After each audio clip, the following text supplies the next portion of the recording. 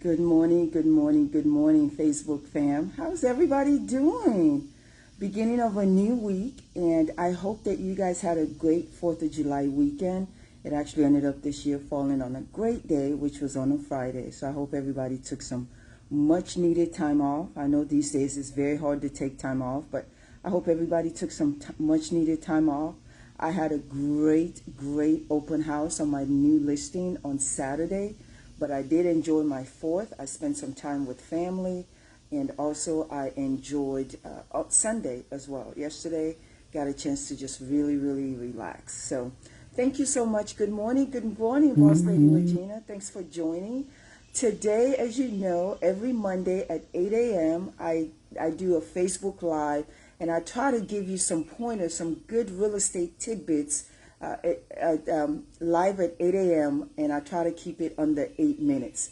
So today, what I'm actually going to do this time is my topic today is going to be split into 2 parts, or at least 2 parts. For now, I think I can make it in 2 parts, but I want to talk to a very selected population out there. I've been getting quite a few calls, and so I thought maybe I'll do a quick Facebook Live on it.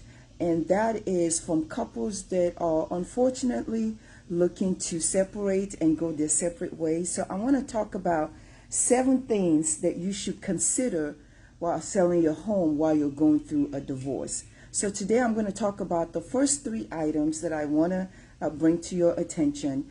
And as I do some of these lives, there are going to be some handouts or excerpts that you can get on my website, and I will direct you to that website once I'm done with the series. But today, let's get started.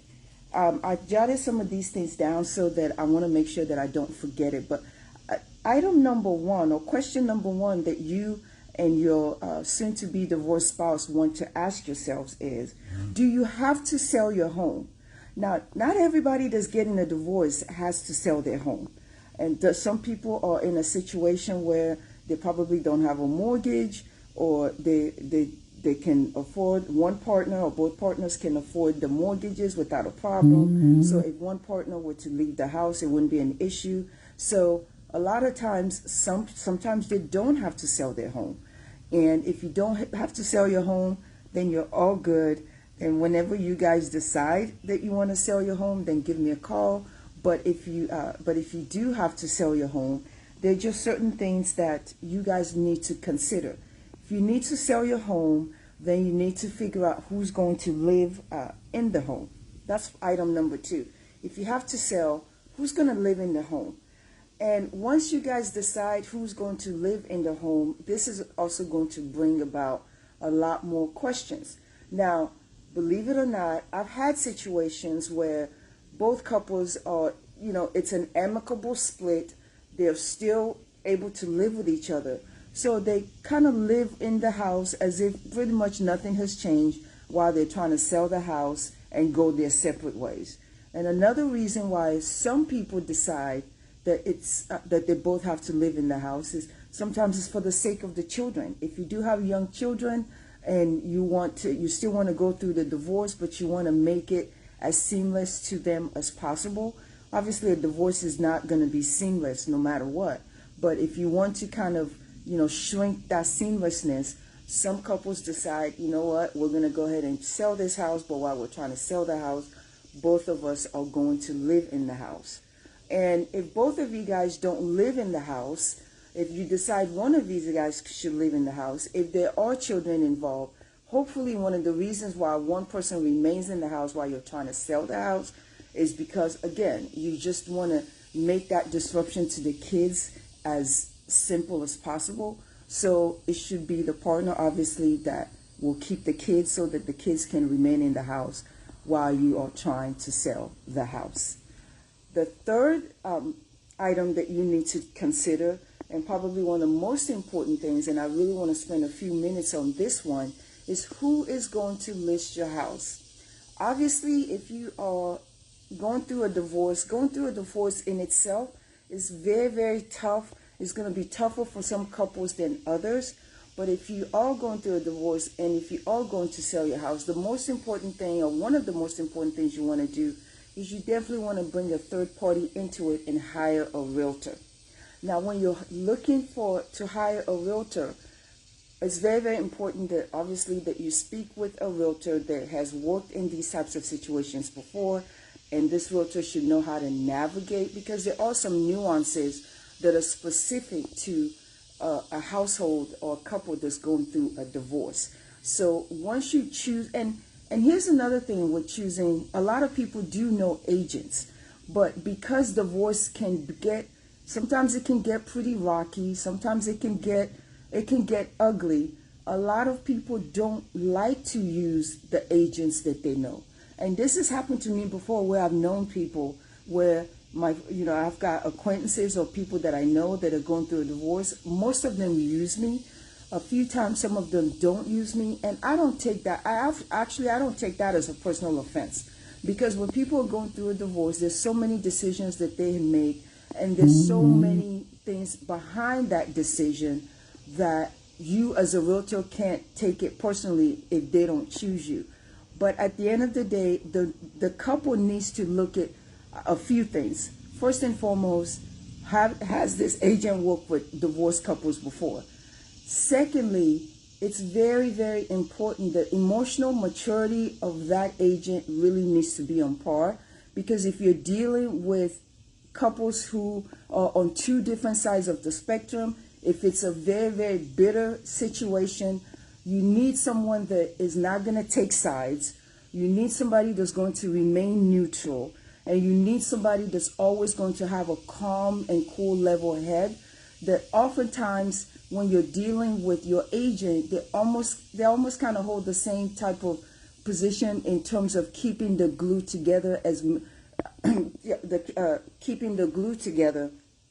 And sometimes this agent will also maybe deal with separate attorneys. So you really need someone that can look at things from both sides, that can really, really stay neutral, and that has the level of emotional maturity that can bring the calm to the storm. Because again, sometimes it gets very emotional. And when they're talking about, specifically when they're talking about who's going to stay in the house, who's going to stay with the kids, there's some finances that also come into play with that as well. If one spouse is staying in the house, another spouse may not feel like they have to contribute to the finances of that household, especially if they have to go and get another place to live. If they're not able to live in the house, there may be some bitterness there, because now they have to go and get a new place to live. They're separated from their children, if children are involved.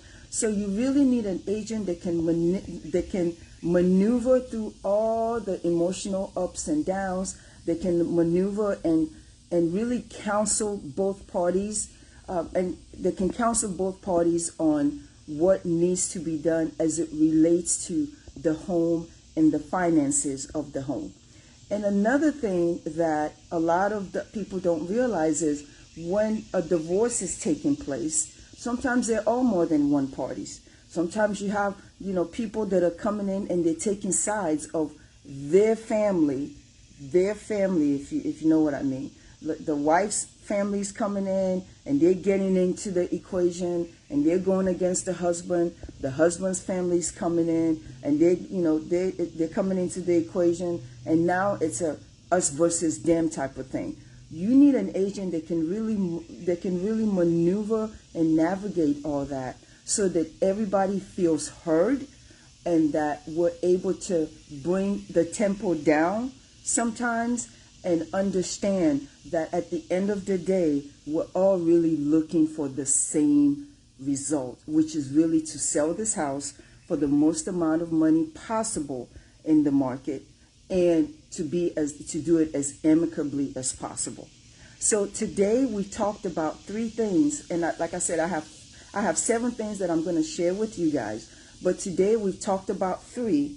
The first one is, do you guys have to sell? If you do have to sell, then there's number 2, who will stay in the house? Will both of you stay in the house? Will just one spouse stay in the house? Are there children involved? And if there are children involved, obviously one of the reasons that you would choose to stay in the house is to have the children stay put, and who will stay with the children. And then the third one that we talked about is the art of choosing a realtor. So if you guys have any questions about what I talked about today, if you guys know someone who may need some help, who may be going through some issues and may be looking to sell and they're looking to perhaps separate, please give me a call. I'm happy to help, at least get you guys started in the process. And tune in again next Monday at 8 a.m. and we'll continue the series. And hopefully I'll finish that off with the last 4 things to consider when you are selling your house and going through a divorce. Hope you guys have a great week, and we'll talk, and I'll see you guys on Monday at live at 8. Take it easy. Bye-bye.